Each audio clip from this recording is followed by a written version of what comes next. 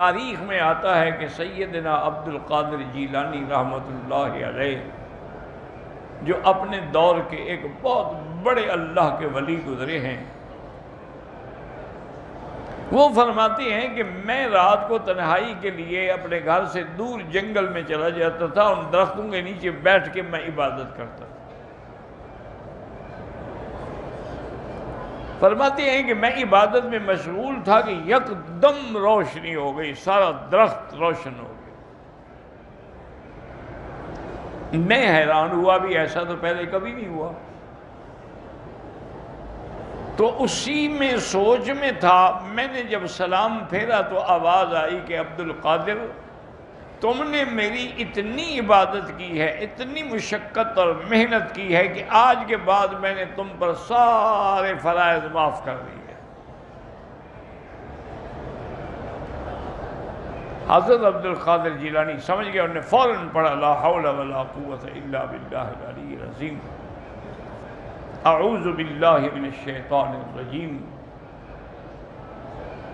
کیونکہ وہ سمجھ گئے کہ اللہ نے احکام اور فرائض تو اپنے انبیاء کو بھی معاف نہیں کیے، مجھے کیسے معاف ہو گئے۔ اب ابلیس ظاہر ہو گیا، اب اس نے ایک دوسرا داؤ استعمال کیا، کہنے لگا عبد القادر چونکہ تم صرف عابد نہیں ہو، ساتھ عالم بھی ہو، اس لیے بچ گئے ہو، تمہارے علم نے تمہیں بچا لیا۔ آپ نے فرمایا اعوذ باللہ من الشیطان الرجیم، فرمایا بدبخت مجھے دھوکہ دیتے ہو، مجھے اللہ نے بچایا ہے، علم اگر بچاتا تمہیں نہ بچا لیتا تم ابلیس کیوں بن جاتے؟ علم تو نہیں بچا سکتا، بچانے والے تو اللہ کی ذات ہے، ورنہ کتنے بڑے بڑے علماء جو ہیں وہ گمراہ ہو گئے،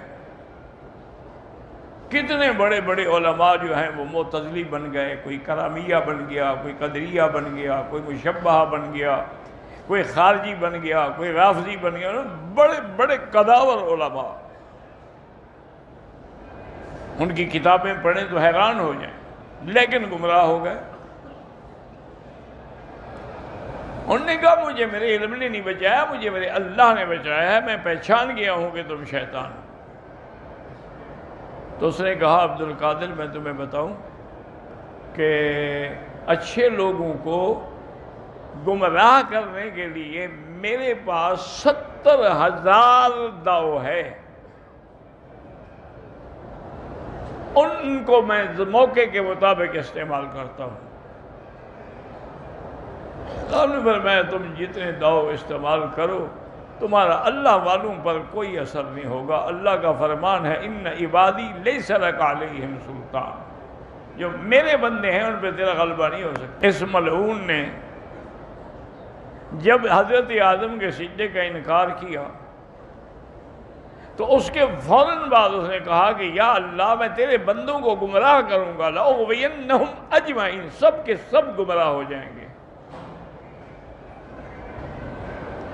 ثم لآتینہم من بین ایدیہم ومن خلفہم وعن شمائلہم وعن ایمانہم وعن شمائلہم ولا تجد اکثرہم شاکرین، میں تیرے بندوں کو آگے سے، پیچھے سے، دائیں سے، بائیں سے، ہر حال میں انہیں گمراہ کروں گا، اور کوئی بھی باقی راستے پہ نہیں رہے گا۔ تو اللہ نے فرمایا کہ ابلیس وَبِعِزَّتِي وَجَلَالِي، مجھے بھی اپنی عزت و جلال کی قسم ہے، جب تک میرے بندے توبہ کرتے رہیں گے میں بھی گناہ معاف کرتا رہوں گا۔ تم جتنا گمراہ کر سکتے ہو زور لگاؤ۔ تو جب بندہ توبہ کرتا ہے بات یہی ہے کہ سچے دل سے توبہ کرے۔ توبہ کے لیے یاد رکھیں، ہمیشہ مسئلہ سمجھ لیں کہ 3 شرطیں ہیں، ایسے نہیں بس میری توبہ لاکھ توبہ، کروڑ توبہ، 1000، یہ ایک توبہ تھوڑی مذاق ہے، یہ تو نعوذ باللہ یعنی اور خطرہ ہے کہ کہیں اللہ ہمیں اس مذاق میں نہ پکڑ لے۔ جیسے ہم طواف کر رہے ہیں، ملتزم پہ کھڑے، یا اللہ میری توبہ، صغیرہ کبیرہ گناہوں سے توبہ، اور سگریٹ کی ڈبیاں جیب میں ہیں، صغیرہ تو تمہاری جیب میں ساتھ ہے، توبہ کیسے کر رہے ہو؟ قبیلہ تمہارے ساتھ ہے کہ داڑھی مڈا کے کھڑے ہو.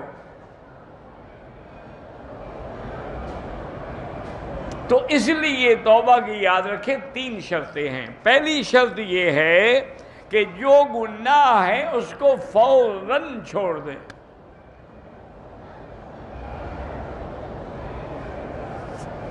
اور دوسری شرط یہ ہے کہ ندامت بھی محسوس کرے کہ میں نے بڑی اللہ کی نافرمانی کی. اللہ نے مجھے انسان بنایا، وہ چاہتے تھے مجھے بھولو بندر بنا دیتے، لیکن میں نے نافرمانی کی. ندامت اختیار کرے. اور تیسری شرط یہ ہے کہ عزم کر لے پختہ کہ اب پھر اس گناہ کے قریب میں کبھی نہیں آؤں گا. جب یہ 3 شرطیں ہوں تو پھر توبہ قبول ہوتی ہے.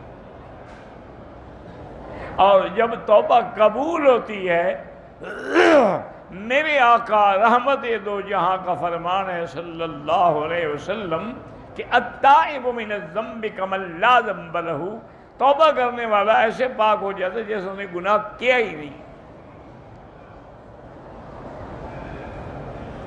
لیکن اگر خدا نہ کرے پکی توبہ کے بعد بھی ٹوٹ جائے، پھر توبہ کرو، دروازہ ابھی بند نہیں ہوا. اس لیے بزرگوں نے کہا ہے کہ 1000 بار توبہ شکستی بازا. تم نے اگر 1000 دفعہ توبہ کر کے توڑ ڈالی ہے، پھر بھی توبہ کرو.